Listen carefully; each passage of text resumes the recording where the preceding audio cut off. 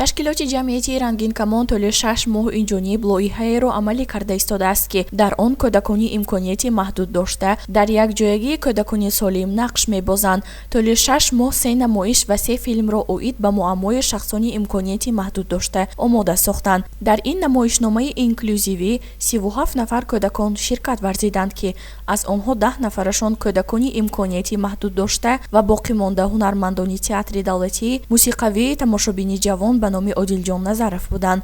бино ба гуфти коргардони намоишномаи инклюзивӣ Темур Султонӣ, мақсади асосӣ ба ҷомеаи фарогир ҳамроҳ кардани кӯдакони имконияти маҳдуд дошта мебошад.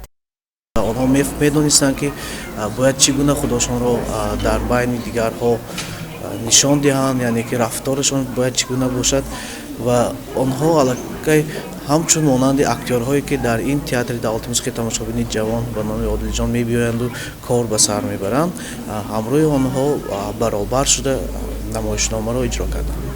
намоиши аввал модар барои мамонтча ном дорад.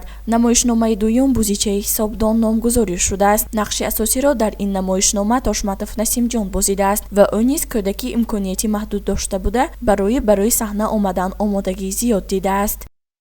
ҳиссиёти онҳо, ки онҳо чӣ хел ба меҳри модар муҳтоҷ ҳастанд, лекин афсӯс ки дур мондаанд ва орзуи мо ин аст, ки ҳар як кӯдак дар оила тарбия ёбад, зеро оила ин беҳтарин макон барои рушди кӯдак ҳаст.